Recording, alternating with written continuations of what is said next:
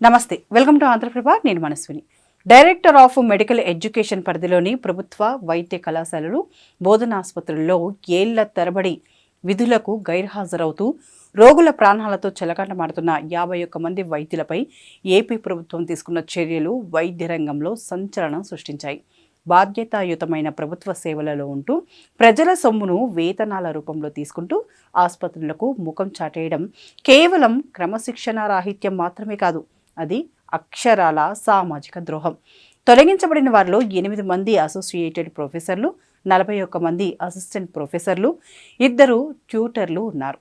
AP civil services seconder రూరల్స్ ప్రకారం ఏడాదికి పైగా విధులకు గైర్హాజరైతే వారిని ఉద్యోగానికి రాజీనామా చేసినట్లుగా పరిగణించే అధికారం ఉన్నప్పటికీ మంత్రి సత్యకుమార్ యాదవ్ నేతృత్వంలోని ప్రభుత్వం మానవతా దృక్పథంతో వారికి సంజాయిషీ నోటీసులు ఇచ్చి తగిన సమయం కేటాయించింది.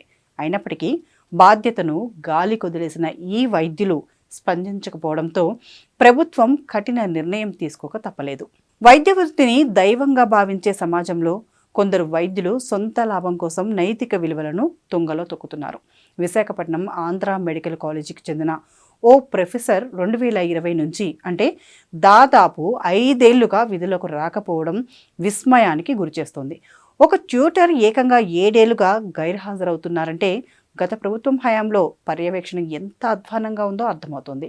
కడప, అనంతపురం, తిరుపతి, విజయవాడ వంటి ప్రధాన నగరాల్లోని మెడికల్ కాలేజీల్లో సీనియర్ వైద్యులు అందుబాటులో లేకపోవడం వల్ల అటు విద్యార్థుల బోధన, ఇటు పేద రోగులకు అందాల్సిన వైద్య సేవలు తీవ్రంగా దెబ్బతిన్నాయి. సొంత ప్రైవేటు ప్రాక్టీసులు, కార్పొరేట్ ఆసుపత్రుల్లో కన్సల్టేషన్లు, ఇతర వ్యాపకాలతో బిజీగా ఉంటూ ప్రభుత్వ విధులను కేవలం ఒక ఆదాయ వనరుగా మాత్రమే వాడుకోవడం సిగ్గుచేటు. ఏపీలోని కూటమి ప్రభుత్వం అధికారంలోకి వచ్చిన వెంటనే వైద్య శాఖలో పేరుకుపోయిన ఈ అవినీతి, నిర్లక్ష్యంపై ఉక్కుపాదం మోపింది.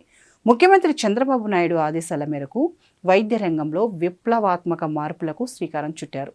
ప్రభుత్వ ఆసుపత్రుల్లో బయోమెట్రిక్ హాజరును కఠినతరం చేయడమే కాకుండా విధుల్లో నిర్లక్ష్యం వహించే వారిపై ఎఫ్ఐఆర్లు నమోదు చేసేందుకు కూడా వెనకాడటం లేదు.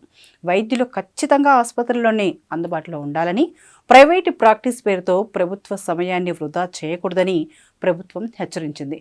బోధనాసుపత్రుల్లో అధ్యాపకుల కొరతను తీర్చి నేషనల్ మెడికల్ కమిషన్ ప్రమాణాలకు అనుగుణంగా వసతులు కల్పించడంపై ప్రత్యేక దృష్టి సారించింది.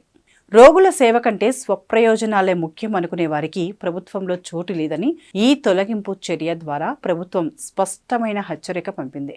గత 5 ఏళ్లలో గాడి తప్పిన వైద్య వ్యవస్థను ప్రక్షాళన చేస్తూ పేదవాడికి నాణ్యమైన వైద్యం అందించడమే లక్ష్యంగా కూటమి ప్రభుత్వం ముందుకు సాగుతోంది. ఈ క్రమంలోనే గైర్హాజరవుతున్న వైద్యులపై తీసుకున్న ఈ సాహసోపేత నిర్ణయం రాష్ట్ర వ్యాప్తంగా హర్షం వ్యక్తమవుతోంది. విధి నిర్వహణలో అలసత్వం వహిస్తే ఎంతటి వారినైనా ఇంటికి పంపడానికి ప్రభుత్వం వెనకాడబోదని ఈ ఘటన నిరూపించింది.